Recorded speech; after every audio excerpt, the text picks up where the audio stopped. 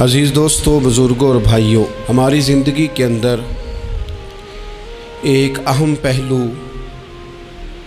جس سے ہم بڑی تکلیف کا شکار ہو جاتے ہیں اور بعض اوقات اذیت ناک حد تک وہ بات چلی جاتی ہے، وہ ہوتا ہے لوگوں کا باتیں کرنا۔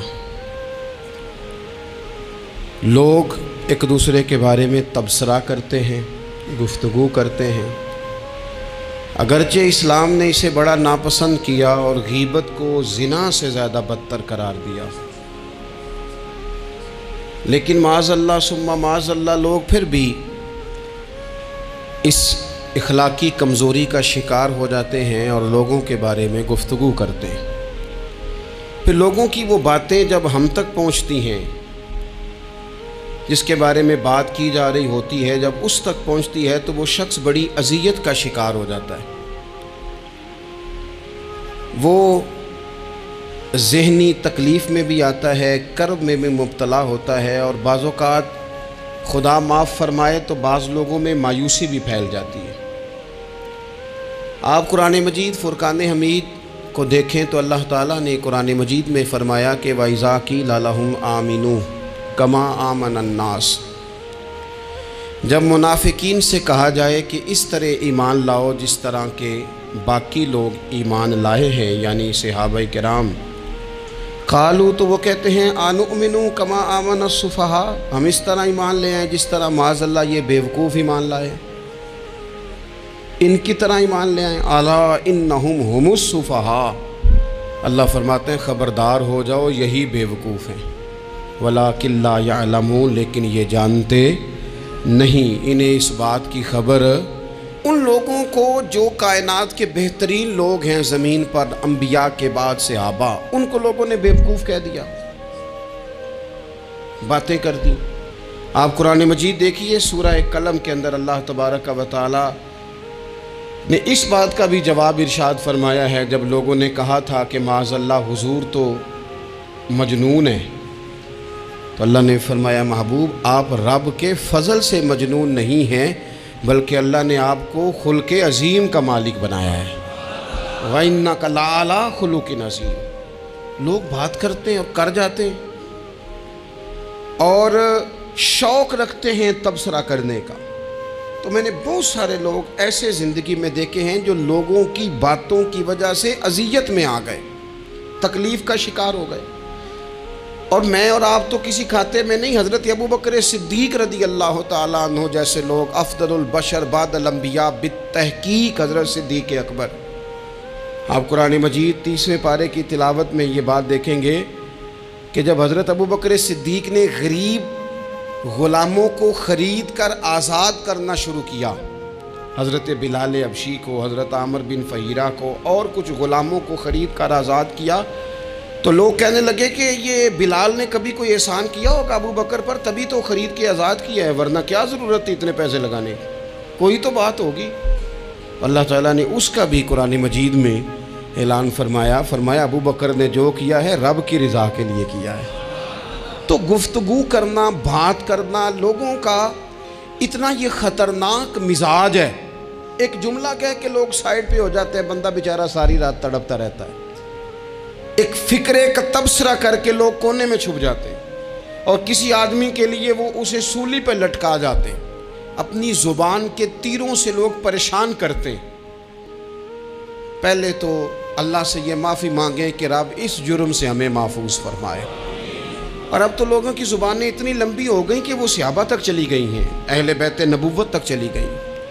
تبصروں کے شوق میں لوگوں نے یہ دیکھا ہی نہیں کہ میری حیثیت کیا ہے اور میں بات کس کی کر رہا ہوں، میری اوقات کیا ہے اور میں تبصرہ کس پہ کر رہا ہوں۔ بے باک ہونا اور بات ہے، اور بدتمیز ہونا، ان دونوں میں فرق ہوتا ہے۔ تو میرے عزیز، ایک تو اس سے پرہیز کریں، اور پھر دوسرا آپ سے، اپنے آپ سے، سب سے ایک گزارش کروں گا کہ ایک بات اپنی زندگی میں طے کر لیں کہ یہ ہو نہیں سکتا کہ لوگ آپ کو باتیں نہ کریں، یہ ممکن نہیں، اس لیے کہ مخلوق تو فنکار ہے اس درجہ کے پل بھر میں سنگے در کعبہ سے بھی اصنام تراشے، تم کون ہو کیا چیز ہے داغ کبابی، لوگوں نے تو مریم پہ بھی الزام تراشے۔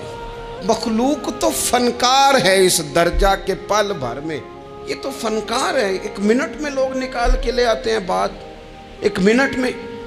امام جعفر صادق رضی اللہ تعالیٰ عنہ بیان کرتے ہیں، امام ابو نعیم نے حلیۃ الاولیاء میں اس کو بیان کیا۔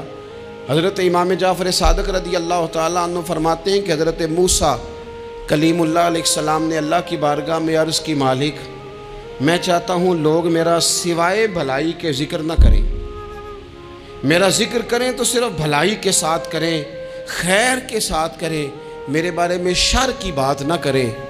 تو رب کریم نے فرمایا، موسیٰ یہ بات تو میں نے اپنے لیے بھی نہیں چاہی کہ لوگ جب بھی میرا ذکر کریں خیر کے ساتھ ہی کریں، تب جب رب نے اپنے لیے نہیں چاہا تو پھر اے موسیٰ لوگ تو بات کریں گے ہی، لوگ تو منہ میں زبان رکھتے ہیں، یہ تو گفتگو کریں گے ہی، یہ تو کریں گے۔ اب ہوتا کیا ہے، ہم اس کا نفسیاتی اثر لیتے ہیں، ہم اس کا اثر لیتے ہیں۔ میں اکثر کہتا ہوں سارے لوگ ہی کانوں کے کچے ہوتے ہیں، کچھ تھوڑے زیادہ ہوتے ہیں، کچھ تھوڑے کم ہوتے ہیں، اور بعض لوگ کہتے ہیں اتنے لوگ فلانے بندے کی بات مانتے ہیں۔ تو میں نے کہا دنیا میں تو آج بھی کافر زیادہ ہیں، کافر زیادہ ہیں، شیطان کے پیروکار آج بھی، تو زیادہ ہونا کوئی حق کی دلیل ہے ہمیشہ؟ یہ کیا بات ہوئی کہ فلانے کی اتنے لوگ بات مانتے ہیں؟ یہاں تو میں نے یہ دیکھا ہے اس معاشرے میں کہ جھوٹے سے جھوٹا آدمی، اس کے بھی فالور ہوتے ہیں، دغے باز سے دغے باز بندہ، اس کے بھی گویوں کے فالور، اداکاروں کے فالور، فلانے کے فالور۔ اس کا یہ تو بھئی انسان کا مزاج ہے، ہر بندہ کانوں کا کچا ہے، کوئی تھوڑا زیادہ کچا ہے، کوئی تھوڑا کم کچا ہے، تو باتیں تو ہوگی، لوگ منہ میں زبان رکھتے ہیں تو گفتگو تو کریں گے۔ اب یہ اثر لینے والے پہ ہے کہ وہ اس کا اثر کس طرح کا لیتا ہے۔ ہمارے ہاں بڑے بڑے سمجھدار لوگ نفسیاتی ہو جاتے ہیں، بڑی بڑی سمجھدار خواتین نفسیاتی ہو جاتی ہیں، میری ساس باتیں کرتی ہے، میری نند باتیں کرتی ہے، مجھے فلانا باتیں کرتا ہے، مجھے فلانا۔ بھائی باتیں، جس کے منہ میں زبان ہے اس نے بات تو کرنی ہے۔ اب آپ نے کیوں یہ دعویٰ کر لیا ہے کہ آپ اتنے اونچے چلے جائیں کہ آپ کو بات ہی کوئی نہ کرے؟ کیا حرج ہے اس میں؟ اگر کوئی آپ کو بات کر دے تو کیا ہیں ہم؟ کسی نے کر لی تو پھر کیا ہوا؟ اس کا اتنا اثر قبول کرنا کہ ساری رات سونا ہی نہ، پریشان ہو جانا۔ اور بعض لوگ ایسے ہیں جنہیں اتنی باتیں نہیں ہوتی جتنی انہیں ٹینشن ہوتی ہے، یعنی وہ دو بندے کونے میں کھڑے ہیں تو میری ہی بات کر رہے ہیں، اور بھائی تو اتنا اہم نہیں ہے، انہیں کوئی اور کام بھی ہو سکتا ہے، تیری بات ہی انہوں نے کرنی۔ بلا وجہ لوگ سمجھتے ہیں کہ میں بڑا اہم آدمی ہوں، وہاں بھی مجھ پہ تبصرہ ہو رہا ہے، یہاں بھی ہو رہا ہے۔ اس پہلو سے باہر آئیں، اس کمپلیکس سے نکل آئیں۔ ابن حزم کہتے ہیں کہ مصر میں ایک تاجر بڑا کامیاب ہو گیا تھا، بڑا کامیاب تاجر ہو گیا، تو زندگی میں جتنے لوگ بھی کامیاب ہوتے ہیں ان سے حسد ہوتا ہے، اس سے بھی اس کے ارد گرد کے لوگوں نے حسد شروع کیا۔ اب تاجروں نے پلاننگ کی کہ اسے خراب کیسے کرنا ہے۔ وہ ایک دن اپنے گھر سے نکلا، سفید کرتا سفید پگڑی باندھ کے باہر۔ اب 5-6 لوگوں نے پہلے سے منصوبہ بندی کی ہوئی تھی۔ ایک صاحب اسے ملے، کہنے لگے ماشاءاللہ آج تو سفید کرتے پر سبز امامہ، سبز پگڑی بڑی ہی اچھی لگ رہی ہے۔ تو وہ ہنس کے کہنے لگا، لگتا ہے آپ سو کے اٹھ کے آئے ہیں، پگڑی تو میری سفید ہے۔ اس نے کہا چلو پگڑی تو سبز ہی ہے، باقی آپ نہیں مانتے تو آپ کی مرضی۔ وہ آگے بڑھا، تو اب چونکہ پلاننگ تھی تو ایک شخص اور ملا، اس نے کہا کیا بات ہے، سفید کرتے پر آپ کا پیلے رنگ کا امامہ کیا جچتا ہے؟ اس نے کہا یار کو خدا کا خوف کر۔ ہنس کے کہا کیا ہو گیا، تیری اینک کا نمبر تو نہیں تبدیل ہونے والا ہوا؟ اور بھائی میں نے تو سفید کرتا اور سفید ہی امامہ باندھا ہے۔ اب 2-3 لوگوں کی دفعہ تو وہ مسکرایا، لیکن وہ ڈھیر سارے لوگوں نے منصوبہ بندی کی تھی۔ وہ جب چوتھے کے پاس گیا تو اس نے بھی کہا کہ کیا بات ہے سفید کرتے پر پیلے رنگ کے امامے کی؟ اس نے کہا پیلا کہاں ہے؟ اب وہ غصے ہونے لگا۔ اب وہ چھٹے کے پاس گیا تو اس نے کہا جناب کیا بات ہے سفید کرتا اور کالا امامہ؟ اب وہ غصے میں اتنا باولا ہوا کہ پہلے ہنسا پھر رویا، پھر اسے سمجھ نہ آئی کہ دکان کا تالا کس چابی سے میں نے کھولنا ہے۔ بس وہ شام ہوئی تو اس بیچارے کو بچوں نے روڑے مارنے شروع کر دیے۔ وہ اتنی تکلیف میں آ گیا کہ لوگ اسے پاگل کہنے لگے۔ کیوں؟ اس لیے کہ لوگ منصوبہ بند، افواہ تھی نا کہ میری طبیعت خراب ہے، تو لوگوں نے حال پوچھ پوچھ کر بیمار کر دیا۔ لوگوں کی باتیں، لوگوں کے تبصرے، لوگوں کے کومنٹس، بولے امام شافعی امام شافعی فرمانے لگے لوگوں کی باتیں پتھروں کی طرح ہوتی ہیں، یہ روڑوں کی طرح ہوتی ہیں، اگر انہیں کمر کے اوپر رکھ لو گے نا تو یہ تمہاری کمر توڑ دیں گی، اور اگر تم ان کو اپنے پیروں کے نیچے رکھ لو گے تو تمہارا قد اونچا ہو جائے گا۔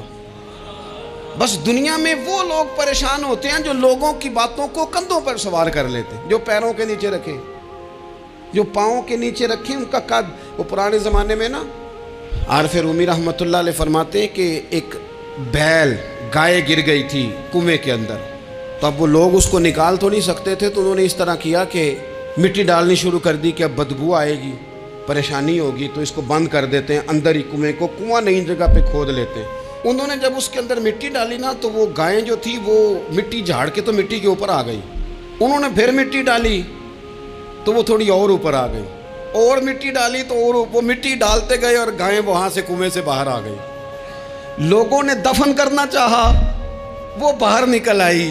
او میرے بھائی، لوگ بھی اپنی باتوں میں دفن کرنا چاہتے ہیں، لیکن یاد رکھنا جو چمکنے والے تھے وہ چمکتے ہی رہے، جن کو اللہ نے عزت دی تھی ان کی گھٹائی کوئی نہیں سکا۔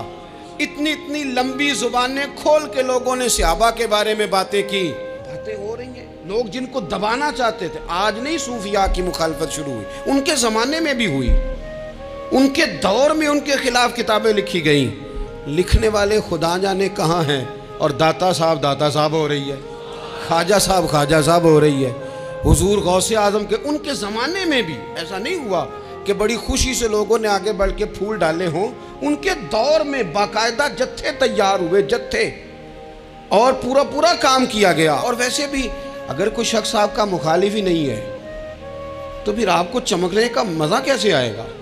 کوئی تو مخالف ہو نا، کوئی تو ہو نا جو کوئی بات کرے۔ دیکھیں نا، اگر اندھیرا نہ ہو، رات نہ ہو تو بلب کی کوئی اہمیت رہ جائے گی؟ یہ چمکتا ہی تب ہے جب اندھیرا زیادہ ہوتا ہے۔ ہم کہتے ہیں اندھیرا ہو گیا، اور بھائی تجھے چمکنے کا موقع دیا ہے اندھیرے نے، تجھے اس نے عروج دیا، تندیے باد مخالف سے نہ گھبرا اے عقاب، یہ تو چلتی ہے تجھے اونچا اڑانے کے لیے، تو باتوں سے پریشان نہ ہو۔ میں نے کہا کہ اگر آپ باتوں کا پہاڑ بنا کے اوپر سوار ہو جائیں گے نا تو قد اونچا کریں گی باتیں۔ جو بندہ ڈسکس ہونے لگ جاتا ہے وہی تو مشہور ہوتا ہے، اسی کی تو بات ہوتی ہے۔ دیکھیں کیا ہوتا تھا بھلا مکے میں، کوئی بندہ باہر سے آتا تو ابو جال اسے کھڑا کر کے کہتا حضور کے پاس نہ جانا، تو کہتا پتہ تو کروں بھلا نبی پاک کے پاس کیا ہے، پتہ تو کروں بھلا حضور کے پاس کیا ہے۔ تو جن سے تعارف نہیں ہونا تھا وہ بھی تعارف کرا رہے تھے رسول پاک کا۔ تو اس لیے باتوں سے گھبرا جانا، ہاں ایک بات ہمیں کتاب و سنت میں ملتی ہے، اس پر ضرور غور کریں، تہمت والی جگہ سے بچیں، تہمت کا موقع نہ دیں۔ مطلب بلا وجہ ہی اپنے لیے بحث کا دروازہ کھولنا یہ درست نہیں ہے۔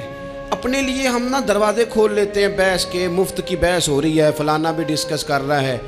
کچھ چیزیں ایسی ہوتی ہیں جو سب کی سمجھ کی نہیں ہوتی، وہ سب کے سامنے ڈسکس کرنا ضروری نہیں ہوتا۔ حضرت سیدنا ابو ہریرہ رضی اللہ تعالیٰ عنہ فرمایا کرتے تھے، مجھے نبی پاک علیہ السلام نے علم کی 2 تھیلیاں دی ہیں، میں نے ایک کھولی ہے تمہارے سامنے، ایک کھولی ہے، دوسری نہیں کھولوں گا، اس لیے کہ ہر بندے کو بات اس کے ظرف کے مطابق کرنی چاہیے۔ تو موقع نہ دیں۔ نبی پاک صلی اللہ علیہ وسلم نے فرمایا، اس بندے نے اپنی، یہ بخاری میں موجود ہے، فرمایا اس نے اپنی عزت اور اپنی جان کو محفوظ کر لیا جو فتنے والی جگہ سے بچ گیا۔ جہاں تہمت لگ سکتی ہے اس جگہ سے بچیں، جان بوجھ کے لوگوں کو موقع نہ دیں باتیں کرنے کا، جان بوجھ کے موقع نہ دیں۔ جامع ترمذی کے اندر حدیث موجود ہے، حضرت سیدنا عمر فاروق رضی اللہ تعالیٰ عنہ نے ایک موقع پر اجازت مانگی تھی نبی پاک صلی اللہ علیہ وسلم سے، عرض کیا یا رسول اللہ صلی اللہ علیہ وسلم مجھے آپ اجازت دے دیں، میں عبداللہ بن ابی سلول کی گردن اڑا دوں، یہ منافق بار بار آڑے آتا ہے، بار بار تکلیف دیتا ہے، آپ مجھے اجازت دیں میں اسے قتل کر دوں۔ اب وہ چونکہ کلمہ پڑھتا تھا، ساتھ تو رہتا ہی تھا نا، بہت سارے لوگ اسے مسلمان جانتے تھے، تو حضرت سیدنا عمر فاروق رضی اللہ تعالیٰ عنہ نے اجازت چاہی کہ یا رسول اللہ صلی اللہ علیہ وسلم اگر آپ مجھے اجازت دے دیں، یہ ترمذی میں موجود ہے، یعنی آپ اس جگہ سے بچیں جہاں تہمت لگ سکتی ہے، جہاں بلا وجہ کسی شخص کو شر پھیلانے کا موقع مل سکتا ہے۔ یا رسول اللہ مجھے اجازت دے میں عبداللہ بن ابی سلول کی گردن اڑا دوں، تو نبی پاک صلی اللہ علیہ وسلم نے فرمایا کہ عمر اگر میں تمہیں ایسا کرنے کی اجازت دوں گا تو لوگ کہیں گے کہ اب اپنے قریبیوں کو انہوں نے مروانا شروع کر دیا ہے، ساتھ والوں کو ہی مروانا شروع، لوگ تو اسے مسلمان سمجھتے ہیں، تہمت والی جگہ سے۔ بلکہ بخاری شریف میں اسی طرز کا ایک اور پیغام بھی ہمارے لیے موجود ہے۔ یہ جو حرم شریف آج ہمارے سامنے ہے نا، بیت اللہ شریف، اس میں ایک پیچھے مقام ہے جس کو حتیم کہا جاتا ہے، یہ خانہ کعبہ کا حصہ ہے۔ حضور صلی اللہ علیہ وسلم کے اعلان نبوت سے پہلے جب قریش مکہ نے اسے تعمیر کیا نا دوبارہ سے، تو انہوں نے چندے کا کوئی اس طرح کا مزاج بنایا تھا کہ اس بندے سے پیسے لینے ہیں جس کے بالکل ہی جائز ہو۔ اس ترتیب سے انہوں نے خانہ کعبہ کی تعمیر کی کہ پھر وہ ساری تعمیر نہ کر سکے، حتیم باہر رہ گیا۔ تو نبی پاک صلی اللہ علیہ وسلم نے ایک دن فرمایا، بخاری میں موجود ہے، حضور فرمانے لگے، عائشہ اگر تمہاری قوم جاہلیت کے قریب نہ ہوتی، کیونکہ ابھی قریب جاہلیت چھوٹی ہے نا، ابھی لوگوں نے کلمہ پڑھنا شروع کیا ہے، فرمایا اگر یہ جاہلیت کے قریب نہ ہوتے تو میں کعبے کو انہی بنیادوں پر دوبارہ بنا دیتا جن بنیادوں پر حضرت ابراہیم علیہ السلام نے بنایا تھا۔ لیکن چونکہ یہ جاہلیت کے قریب ہیں، ان کی سمجھ میں چیز نہیں آئے گی، یہ شک میں پڑ جائیں گے، پریشان ہو جائیں گے، لہذا میں یہ کام نہیں کرتا۔ بہت ساری چیزیں ایسی ہیں کہ جن کی وجہ سے بعض سادہ لوگ ابہام کا شکار ہوتے ہیں، ابہام کا۔ ہمارے علماء نے اس طرح کیا کہ بڑے طے کر کے عقائد کے عنوانات امت تک پہنچائے۔ ہر آدمی ہر شعبے کا اسپیشلسٹ نہیں ہوتا، بہت ساری لوگ باتیں مریض کے سامنے کرنے والی نہیں ہوتی، وہ صرف لواحقین کو بتانے والی ہوتی۔ پھر کچھ لوگ اور آئے جنہوں نے کہا کہ ہم تو ایفیشنسی دکھائیں گے، کچھ خاص ہر بات کھول کر لوگوں کے سامنے رکھیں گے۔ تو اس کا نقصان پھر یہ ہوتا ہے کہ سادہ لوگ مشکلات کا شکار ہوتے ہیں، وہ پھر جب کہتے ہیں ہر چیز ڈسکس کر لینی چاہیے تو پھر باتیں دور نکل جاتی ہیں۔ پھر لوگوں نے انبیاء کرام علیہم السلام کی اجتہادی خطاؤں کو ڈسکس کرنا شروع کیا۔ ربنا ظلمنا انفسنا، اگر حضرت آدم یہ لفظ کہیں تو ان کے لیے تو ٹھیک ہے، لیکن اگر کوئی غلام اور امتی اور بیٹا اٹھ کے یہ لفظ کہے تو اس کے لیے ٹھیک نہیں ہے۔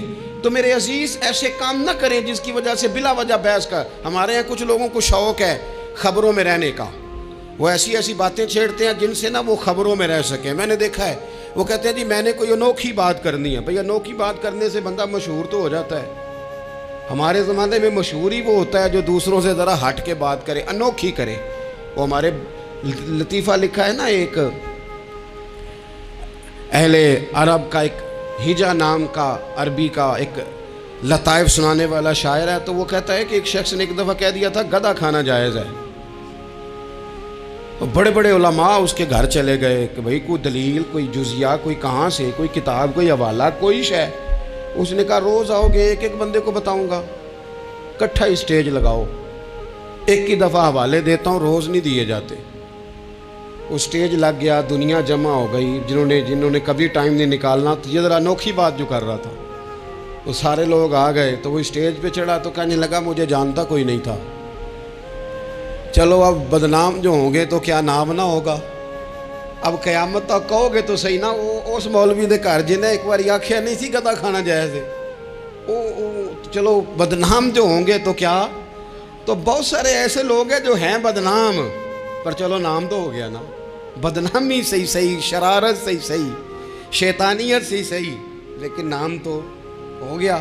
تو اس لیے کوئی ایسا انوکھا کام جس سے لوگوں کی، میں آپ سے بڑی گزارش سے عرض کروں، اعلیٰ حضرت بریلوی رحمۃ اللہ علیہ نا لالٹین کے اندر مٹی کا تیل جلایا جاتا ہے ہمارے ہاں، تو مٹی کا تیل ظاہر ہے اس سے بدبو آتی ہے، تو مسجد میں وہ جلانا جائز نہیں تھا۔ تو ایک صاحب ارنڈی کا تیل لائے، وہ خوشبو والا ہوتا ہے، وہ لا کے انہوں نے نا اعلیٰ حضرت بریلوی رحمۃ اللہ علیہ کو لالٹین میں ڈال کے دیا اور کہا کہ یہ مسجد میں اس کو جلاتے ہیں چونکہ اس کے اندر سے خوشبو آتی ہے، بدبو نہیں آتی۔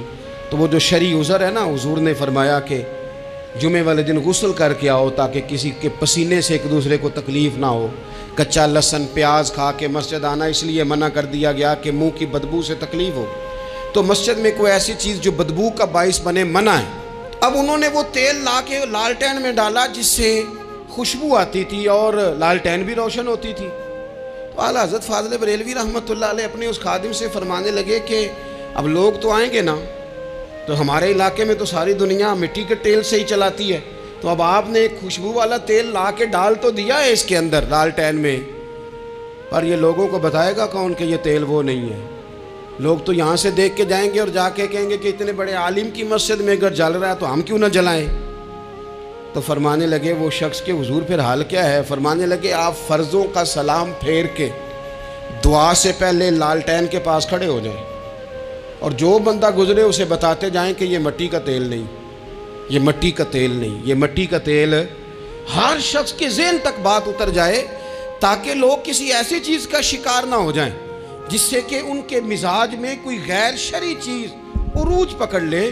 تو میرے عزیز، ہم نہ کچھ بدگمانیاں لوگوں کے اندر لوگ ڈالتے ہیں۔ ہمارے ہاں بالخصوص پاکستان میں جب سے سیاسی فرقہ واریت شروع ہوئی ہے، سیاسی، ہماری قوم کا مزاج اتنی بری طرح خراب کیا گیا ہے۔ ہمارے نوجوان بچے جو بڑے سنجیدہ پڑھے لکھے، ان کی گفتگو اپنے سیاسی مخالف کے بارے میں اتنی لوز کر دی گئی ہے، اتنی کمزور کر دی گئی، اتنی خوفناک کر دی گئی ہے کہ اس طرح تو کبھی نہیں ہوا تھا۔ یہ مزاج جو لوگوں کو دیا جا رہا ہے، قومیں اپنے اخلاق کے طور پر زندہ رہتی ہیں۔ بد اخلاقیاں کبھی بھی انسانوں کو اونچا کر سکتی، پیچھے رہ جاتے ہیں لوگ۔ تہذیب کسی سوسائٹی کا حسن ہوتا ہے، اور اگر ایک سیاسی مخالف کے لیے آپ کا یہ والا مزاج بن جائے، اپنے سیاسی قد کو اونچا کرنے کے لیے آپ ان چیزوں کا سہارا لیں، یہ درست نہیں ہے۔ اخلاقی رویے میں کہوں گا کسی بھی سیاسی جماعت سے وابستگی ہے وہ 100% رکھے جو اس کی سمجھ میں آتی ہے، لیکن اپنے اخلاقی مزاج کو کبھی کمزور نہ ہونے دے، اخلاقی رویہ کبھی کمزور نہ ہونے دے۔ یہ کیسے ہو سکتا ہے؟ دیکھیں، ابو جہل، ابو لہب، عتبہ، عتیبہ، شیبہ، وہ وہی باتیں کر سکتے تھے جو ان کے مزاج کی تھیں، جو آج تک لوگ کسی بھی دیندار کے بارے میں کرتے ہیں۔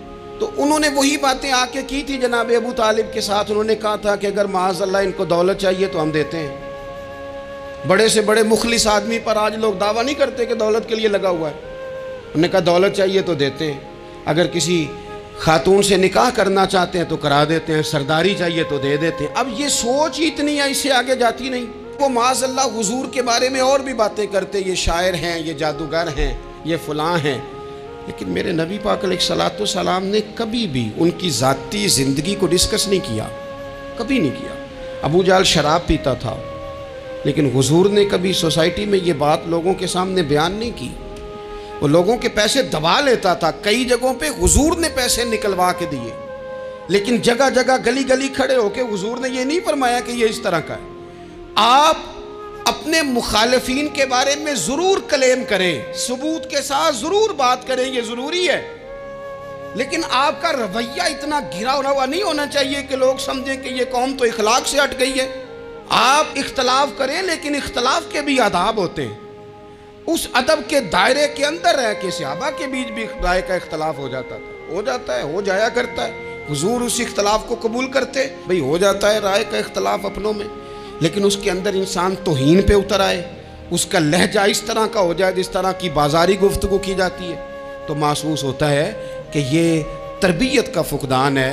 یہ لہجے باوقار لوگوں کے نہیں ہوا کرتے۔ لہجے کو کبھی برا نہ ہونے دیں، انداز کو۔ لوگ آپ کو چھیڑیں گے، اپنی جگہ پہ کھینچ کے لانے کی کوشش کریں گے، بڑا کچھ لوگ کریں گے، لیکن آپ اپنی جگہ سے آپ تبدیل نہیں ہوں گے۔ آپ کہیں گے یار میرا ایک معیار ہے، میری ایک حیثیت ہے، میں اپنی حیثیت چھوڑ سکتا؟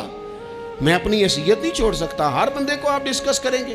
تو تہمت والی جگہ سے ضرور بچیں، بدگمانی سے ضرور بچیں، لیکن ہر شخص کو اس کے معیار کے مطابق اتر کا جواب دینا یہ باوقار لوگوں کا سٹیٹس نہیں ہوتا۔ وہ کہتے ہیں جا بات کر، جا کے تو کون ہوتا ہے تیری بات کرے، اب ہم ہر شخص کے منہ لگیں، یہ کیسے ہو سکتا ہے؟ نبی پاک صلی اللہ علیہ وسلم گزر رہے تھے، صحیح بخاری میں موجود ہے، آپ کی اہلیہ حضرت صفیہ رضی اللہ تعالیٰ عنہ آپ کے ساتھ تھی۔